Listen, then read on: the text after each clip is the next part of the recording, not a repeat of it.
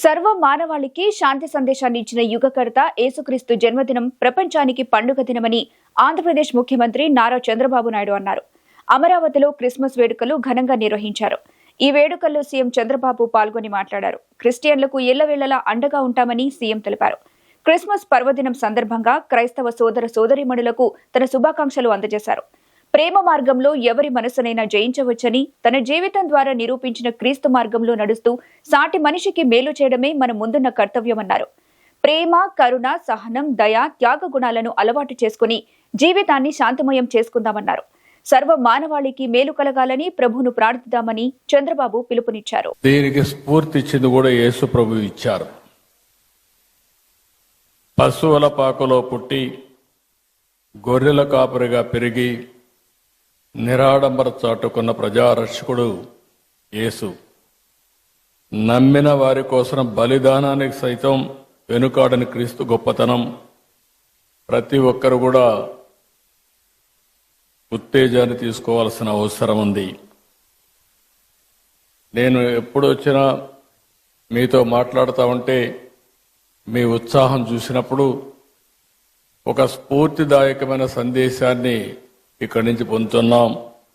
ఎల్లప్పుడూ కూడా మనందరం ప్రభు త్యాగాన్ని స్మరించుకోవాలి, శాంతి మార్గాన్ని అనుసరించాలి, ప్రేమతత్వాన్ని పెంచుకోవాలి, ఈర్ష్య ద్వేషాలు పరదొలాలి, అబద్ధం, లంచం వంటి పాపాలకు దూరంగా ఉండాలి.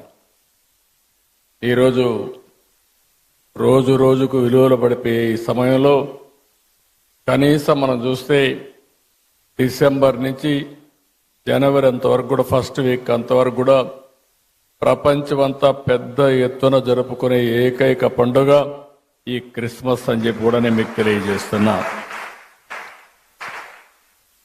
అందుకనే నేను కూడా మీరు ఒకసారి చూస్తే ఇప్పుడే కాదు, మొట్టమొదటిసారిగా నేను సమైక్య ఆంధ్రప్రదేశ్లో ముఖ్యమంత్రిగా ఉన్నప్పుడు గవర్నమెంట్ తరపున ప్రీ క్రిస్మస్ ఈవెంట్ జరపాలని ఆ రోజు ఒక హైదరాబాద్లోనే కాకుండా అన్ని జిల్లాల్లో కూడా కార్యక్రమాలు నిర్వహించిన పార్టీ తెలుగుదేశం పార్టీ అని చెప్పి కూడా నేను మీకు తెలియజేస్తున్నాను. ఎప్పుడు కూడా నేను ఒకటే ఆలోచిస్తాను, మైనారిటీ వర్గాల సంక్షేమానికి భద్రతకు ఎప్పుడూ నేను అండగా ఉంటాను. ఒకసారి అయితే సమైక్య ఆంధ్రప్రదేశ్లో చర్చి పైన దాడులు జరిగితే స్వయంగా నేనే వచ్చి ఇన్వెస్టిగేషన్ చేసి మళ్లీ అలాంటి సంఘటనలు జరగకుండా పూర్తిగా కంట్రోల్ చేసింది తెలుగుదేశం ప్రభుత్వం అని ఇప్పుడు గుర్తు చేస్తున్నాను. ఇంకొక పక్క విభజన తర్వాత కూడా మీరు ఒకసారి చూస్తే ఏదైతే క్రిస్టియన్స్ కోసం సంక్షేమం కోసం ఎక్కువ ప్రాధాన్యత ఇచ్చాం, చర్చల నిర్మాణానికి ఆర్థిక సహాయం చేశాం. ఇంకొక పక్క మీరు చేస్తున్నటువంటి సేవలకు సహకారంగా ఉండాలని క్రైస్తవ సంస్థలకు ఒక్కొక్క సంస్థకి 10 లక్షల రూపాయల ఆర్థిక సహాయం చేసి మిమ్మల్ని ప్రోత్సహించాం. గుంటూరులో మీరు చూస్తే క్రిస్టియన్ భవనం కోసం 2 ఎకరాల భూమిని కేటాయించడమే కాకుండా ఆ రోజు 10 కోట్ల రూపాయలు ఖర్చు పెడితే కంప్లీట్ కాని బిల్డింగ్ని కంప్లీట్ చేయాలని 5 సంవత్సరాలు ఆలోచించలేదు.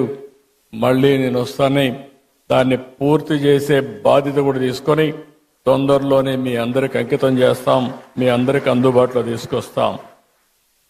విజయవాడలోని సిఎస్ఐ సెయింట్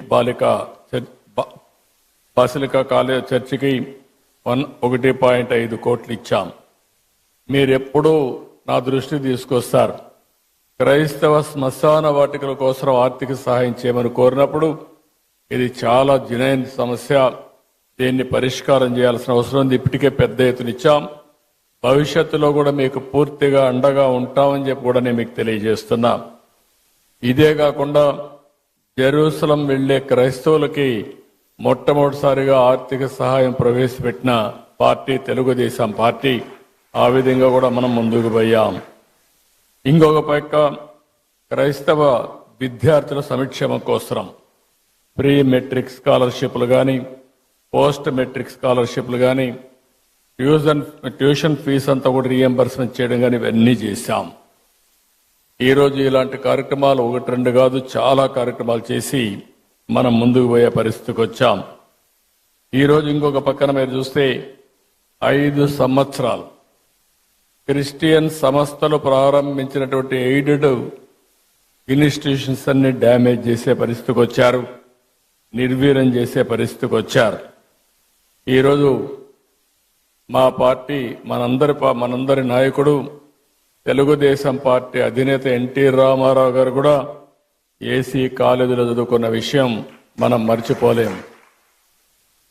ఆయన విజయవాడలో ఉండి గుంటూరుకు చదువుకున్నాడంటే అలాంటి స్టాండర్డ్స్ అన్ని కూడా ఆ రోజుట్లోనే ఇవ్వగలిగారు. అది వీరి యొక్క విశిష్టత అని చెప్పి కూడా నేను మీకు తెలియజేస్తున్నా. ఇప్పుడే చాలా మంది మాట్లాడారు. గడచిన 5 సంవత్సరాలుగా రాష్ట్రంలో మనం చూస్తే ఇది సందర్భం కాకపోయినా చెడును ఒకసారి ఆలోచించుకుని మళ్ళీ చెడును జరగకుండా అందరికీ న్యాయం చేసే విధంగా ఈ ఎన్డీఏ ప్రభుత్వం, తెలుగుదేశం ప్రభుత్వం ముందుకు పోతామని మీ అందరికీ హామీ ఇస్తున్నా. ఎక్కడ ఏమాత్రం కూడా రాజీ లేకుండా పనిచేస్తాం. ఒక్క విషయం మనం గుర్తుపెట్టుకోవాల్సిన అవసరం ఉంది. God will never leave you empty. He will replace everything you lost. If He asks you to put something down, it is because He wants you to pick up something greater. అది మనం చూసినప్పుడు ఇది తప్పకుండా జరుగుతుంది. పేదల పట్ల, ధర్మాన్ని నమ్మిన వారి పట్ల దేవుడు ఎల్లప్పుడూ అండగా ఉంటాడు. మా ప్రభుత్వం ఒకటే చెప్తున్నాం, క్రిస్టియన్స్కి పూర్తిగా అండగా ఉంటామని మనస్ఫూర్తిగా మీ అందరికీ భరోసా ఇస్తున్నాను. ఇప్పటికీ సంక్షేమ కార్యక్రమాల్లో ఏ విధంగా చేయాలనో ఇంత మునిపే పెద్దలందరూ మాట్లాడారు. ఆర్థిక సమస్యలు ఉన్నాయి, లెగసీ ప్రాబ్లమ్స్ వెంటాడుతున్నాయి. నేను 4వసారి ముఖ్యమంత్రి. 3 సార్లు నాకు ఎప్పుడు ఇంత కష్టం అనిపించలేదు. ఇప్పుడు నాకే అర్థం కావడం, ఎంత తవ్వితే అంత బాధలన్నీ బయట వస్తున్నాయి. ఒక పక్క మనసు ఉంది, దూసుకుపోవాలనే మనస్తత్వం ఉంది. ఇంకొక పక్కన చూస్తే వెసులుబాటు లేని పరిస్థితి. ఓసారి చిన్న చిన్న కష్టాలు వచ్చినప్పుడు 4-5 సార్లు కూర్చుంటే సమస్యకు పరిష్కారం దొరుకుతుందేమో కానీ ఈ 6 నెలల నుంచి నేను రాత్రింబగళ్ళు ఆలోచిస్తున్నా, పట్టుదలగా పరిశోధిస్తున్నా. అయినా కూడా ఇప్పటికి కూడా నాకు ఒక దారి దొరకలేదంటే ఎంత డ్యామేజ్ జరిగిందో మీరు అందరూ గుర్తుపెట్టుకోవాల్సిన అవసరం ఉంది. అయితే కానీ నాకు ఒక బాధ్యత మీరందరూ ఇచ్చారు.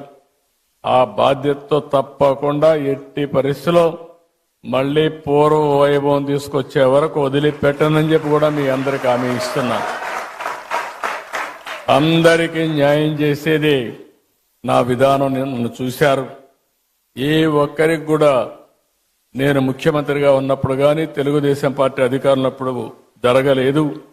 మొన్నే మీరు చూస్తే పాస్టర్స్కి, ఫాదర్స్కి ఆ రోజు పెట్టిన ఆందోళన, మా వాళ్ళు ఎన్ని కష్టాలు ఉన్నాయన్నా కాదు, ఈ క్రిస్మస్ సందర్భంగా దాన్ని క్లియర్ చేయాలని నేనే సంతకం పెట్టి క్లియర్ చేశానని చెప్పి కూడా నేను మీకు తెలియజేస్తున్నా.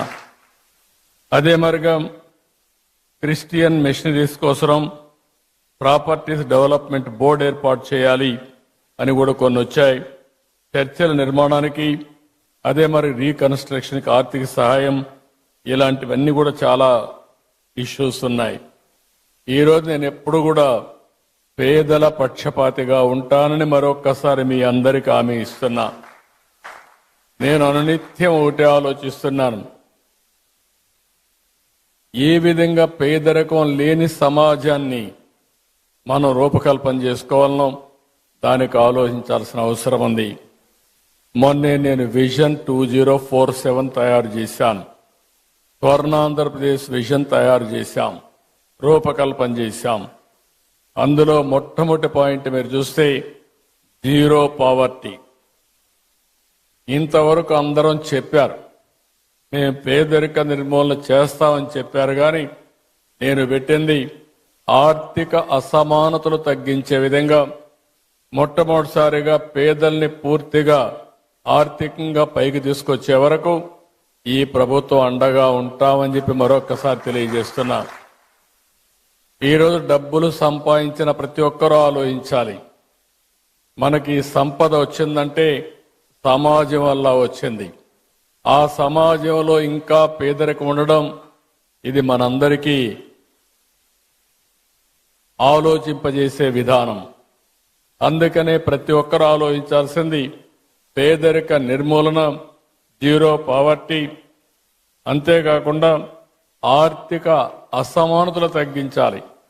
ఈరోజు ఈ యొక్క క్రిస్మస్ సందర్భంగా మిమ్మల్ని అందరినీ కోరుతున్నా, కొంతమంది దగ్గర లక్షల కోట్ల రూపాయలుండి పేదవాడి దగ్గర 3 పూట్ల తిండి తినడానికి వీలు లేని పరిస్థితుంటే అది సమాజహితం కాదని చెప్పి మరొకసారి మీ అందరికీ విజ్ఞప్తి చేస్తున్నా. దీనికోసం ఒక అచంచలమైన దీక్షతో పనిచేస్తాం, అన్ని విధాలా ముందుకు పోతామని చెప్పి కూడా నేను మీకు తెలియజేస్తున్నాను.